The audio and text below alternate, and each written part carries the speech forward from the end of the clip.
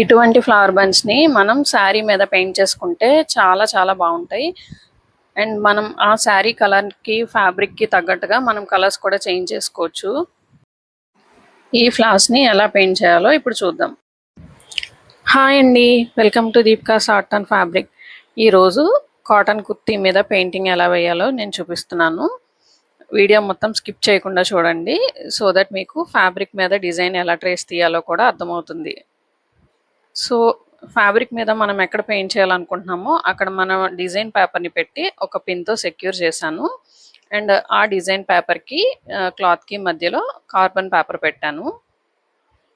And ఈ carbon paper and design paper మనకి కదలకుండా చూసుకోవాలండి. అండ్ నెక్స్ట్ మనకి కనిపించే డిజైన్ మొత్తం ఇలా పెన్సిల్తో కానీ పెన్తో కానీ ఇలా కొంచెం ప్రెషర్ అప్లై చేసి మనం డ్రా చేసుకుంటే సరిపోతుంది. మనకి డిజైన్ కింద ట్రేస్ అవుతుందా లేదా అని పేపర్ మొత్తం కదలకుండా, పొజిషన్ మారకుండా మనం సైడ్ నుంచి కానీ కింద నుంచి కానీ చెక్ చేసుకోవాలి.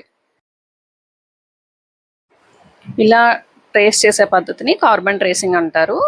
సో ఈ ట్రేసింగ్ మనం ఎక్కడ ఒక్క లైన్ కూడా మిస్ అవ్వకుండా, పేపర్ కదలకుండా మనం ఒకేసారిగా మొత్తం డ్రా చేసుకోవాలండి. ఎందుకంటే మనకి కొంచెం పేపర్ కదిలినా సరే మనకి డబల్ లైన్ పడిపోతుంది కింద ఫ్యాబ్రిక్ మీద. సో మనకి ఆ ప్రాబ్లం రాకుండా ఫస్ట్ మొత్తం డిజైన్ మొత్తం కరెక్ట్గా మనం డ్రా చేసామో లేదో చెక్ చేసుకున్న తర్వాత ఇలా మనం ఒక్కసారి పైకి తీసి చెక్ చేసుకోవచ్చు. అండ్ నేను పై ఫ్లవర్ నుంచి పెయింటింగ్ స్టార్ట్ చేశాను. ఫస్ట్ నేను దానికోసం యూస్ చేసే కలర్ ఫ్లెష్ టింట్ అండి. ఫ్లెష్ టింట్ తోటి నేను టాప్ మోస్ట్ పెటల్ నుంచి పెయింటింగ్ స్టార్ట్ చేశాను. నేను యూస్ చేసే బ్రష్ వచ్చేసి ఫ్లాట్ 2 అండి. వీడియో స్టార్టింగ్లో అండ్ థంబ్నెయిల్లో మీరు చూసారు కాబట్టి నేను డీటెయిల్గా చెప్పాల్సిన అవసరం లేదు. ఈ ఫ్లవర్కి నేను ఆరెంజ్ కలర్ యూస్ చేశాను. ఫస్ట్ నేను ఫ్లెష్ టింట్ని పెటల్ మొత్తం కలర్ అప్లై చేస్తున్నాను. ఈ పెయింటింగ్ ప్రాసెస్ మీకు క్లియర్గా అర్థం అవ్వాలి అన్న ఉద్దేశంతో నేను నార్మల్ స్పీడ్లోనే వీడియోని అప్లోడ్ చేశానండి. ఈ ఫ్లవర్ పెయింటింగ్ అంతా కూడా చాలా డీటెయిల్డ్గా ఎక్స్ప్లెయిన్ చేస్తూ చాలా క్లియర్గా మీకు చూపించబోతున్నాను. ఈ పెటల్కి మధ్యలో చిన్న గ్యాప్ వదిలాను కదా, ఆ గ్యాప్లో నేను ఆరెంజ్ కలర్తో పెయింట్ చేస్తున్నాను. చూడండి, ఈ ఆరెంజ్ కలర్ని పెటల్ పైనుంచి కింద వరకు అప్లై చేస్తున్నాను. ఇలా ఆరెంజ్ కలర్ని అప్లై చేసిన తర్వాత ఆరెంజ్ కలర్ని ఫ్లెష్ టింట్లోకి కొంచెం కొంచెంగా షేడ్ చేస్తున్నాను. చూడండి, 2 సైడ్స్ నుంచి. వీడియోస్ని చాలామంది చూస్తున్నారు కానీ ఛానల్ని అయితే సబ్స్క్రైబ్ చేయట్లేదు. సో ఛానల్ని సబ్స్క్రైబ్ చేయకుండా చూసేవాళ్ళు ఎవరైతే ఉన్నారో ఛానల్ని ఖచ్చితంగా సబ్స్క్రైబ్ చేయండి. ఎందుకంటే మీరు ముందు ముందు మరిన్ని పెయింటింగ్ వీడియోస్ చూడబోతున్నారు.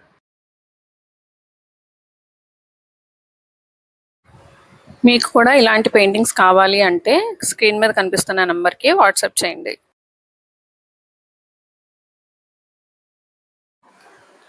పెటల్ మధ్యలోంచి ఆరెంజ్ కలర్ని షేడ్ చేశాను అండ్ ఎడ్జెస్లో కూడా కొంచెం ఆరెంజ్ కలర్తో టచ్ చేశాను.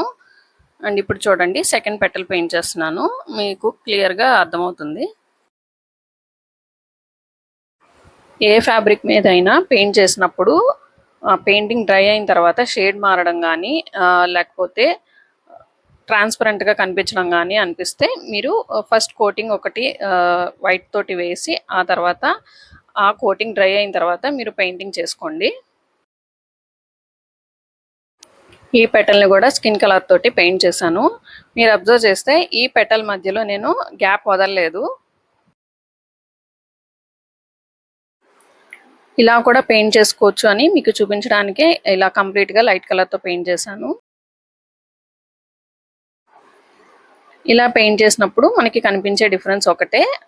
ఫస్ట్ లైట్ కలర్ పెయింట్ చేసి తర్వాత ఏదైనా bright colour or dark colour paint చేసినప్పుడు మనం యూస్ చేసిన కలర్ కొంచెం లైట్గా అనిపిస్తుంది. ఆ డిఫరెన్స్ మీకు తెలియడం కోసమే ఇలా పెయింట్ చేశానండి సెకండ్ పెటల్ని.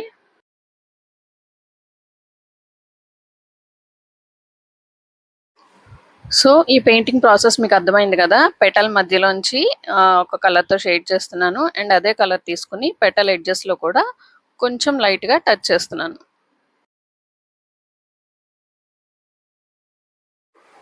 ఈ పెయింటింగ్ ప్రాసెస్ మొత్తం క్లియర్‌గా ఉంది కదా! సో, ఇలాగే నేను ఫ్లవర్ మొత్తం కూడా పెయింట్ చేస్తున్నాను చూడండి.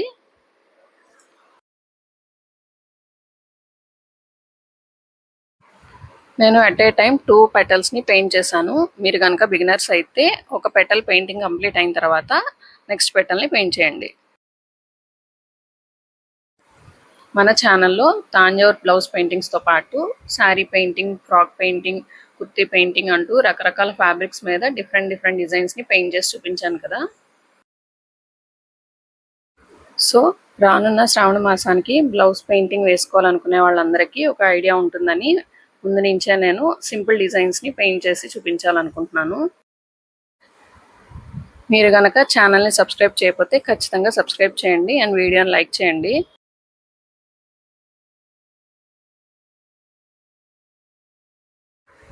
సో, ఎట్ ఏ టైమ్ 2 పెటల్స్‌ని స్కిన్ కలర్‌తో పెయింట్ చేశాను కదా! ఇప్పుడు మనం ఆ పెటల్స్ మధ్యలో వదిలిన గ్యాప్‌లో ఆరెంజ్ కలర్ తోటి పెయింట్ చేసి షేడ్ చేస్తున్నాను చూడండి. ఫ్యాబ్రిక్ పెయింటింగ్ అనేది చాలా ఈజీ వర్క్ అండి. దట్ టూ మీరు కాటన్ మీద పెయింట్ చేసినప్పుడు చాలా కంఫర్టబుల్‌గా ఉంటుంది.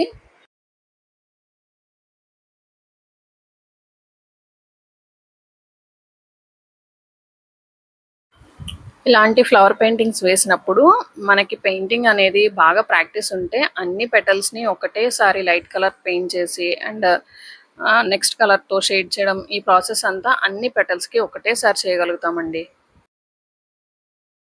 ఇదంతా మనకి బ్రష్ మూవ్‌మెంట్ బాగా వచ్చినప్పుడే సాధ్యమవుతుందండి.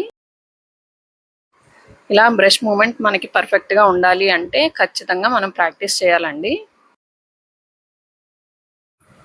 ఈ పెయింటింగ్‌లో బ్రష్ సెలెక్ట్ చేసుకోవడం కూడా చాలా ఇంపార్టెంటే.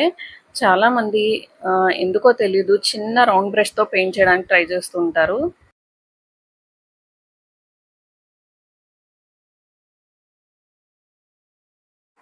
నేనైతే జనరల్‌గా ఫ్లాట్ బ్రష్‌నే ఎక్కువ యూజ్ చేస్తుంటాను. ఈ పెటల్స్‌కి కొంచెం సెంటర్‌లో కూడా షేడ్ చేస్తున్నాను చూడండి. ఫ్లవర్ సెంటర్ పార్ట్‌లో కొంచెం ఎక్కువగా షేడ్ చేస్తూ డార్క్ చేస్తే బావుంటుంది. చూడండి ఫ్లవర్ మొత్తం పెయింటింగ్ అయిన తర్వాత ఎంత బాగుందో. డే లైట్‌లో ఎండ పడుతుండగా మీకోసం వీడియో తీశాను. చూడండి కలర్స్ ఎంత వైబ్రెంట్‌గా కనిపిస్తున్నాయో.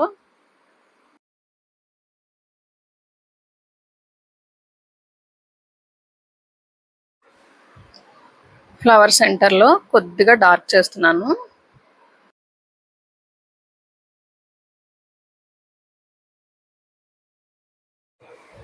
అండ్ అవుట్‌లైన్ కూడా పెటల్ మొత్తం కాకుండా అక్కడక్కడ అవుట్‌లైన్ ఇస్తున్నాను చూడండి. అండ్ పాలిన్స్‌ని పెయింట్ చేస్తున్నాను. పాలిన్స్ కోసం రెగ్యులర్‌గా యెల్లో కలర్ ఉంటుంది కదా! యెల్లో కలర్ తీసుకున్నాను. అండ్ పాలిన్స్ కింద కొంచెం కాడల్లాగా నేను మెరూన్ కలర్ తోటి ఇస్తున్నాను చూడండి.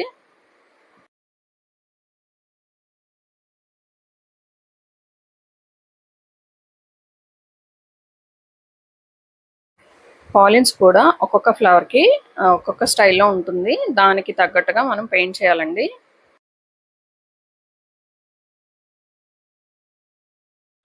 ఫ్లవర్ పెయింటింగ్ అయిపోయింది కాబట్టి లీఫ్ కూడా పెయింట్ చేసి చూపిస్తున్నాను చూడండి. దానికోసం నేను ఫస్ట్ వైట్ కలర్‌తో స్టార్ట్ చేస్తున్నాను. వైట్ కలర్, సాప్ గ్రీన్ 2 యూజ్ చేస్తున్నాను చూడండి. అండ్ ఈ లీఫ్‌లో టర్కిష్ బ్లూ కూడా యూజ్ చేస్తున్నాను. లీవ్స్ అనేవి పెయింట్ చేసినప్పుడు డిఫరెంట్ షేడ్స్‌లో పెయింట్ చేస్తుంటాను. లీఫ్ పెయింటింగ్ కూడా అన్ని లీవ్స్ ఒకే రకంగా కాకుండా మనకి డిఫరెంట్ ఫ్లవర్స్‌కి డిఫరెంట్ టైప్స్‌లో లీవ్స్ ఉంటాయండి. అది మనకు తెలిసిందే కదా!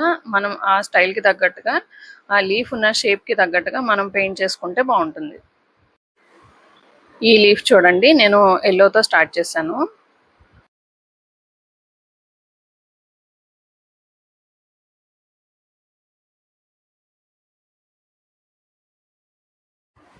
ఈ ఫ్లవర్ బంచ్‌లో ఉన్న సెకండ్ ఫ్లవర్‌ని యెల్లో కలర్‌తో పెయింట్ చేశానండి.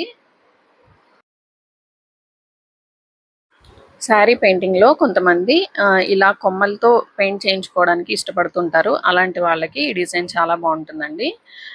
శారీకి మనం 8 బంచెస్ కానీ, 10 బంచెస్ కానీ మనం ప్లాన్ చేసుకోవచ్చు.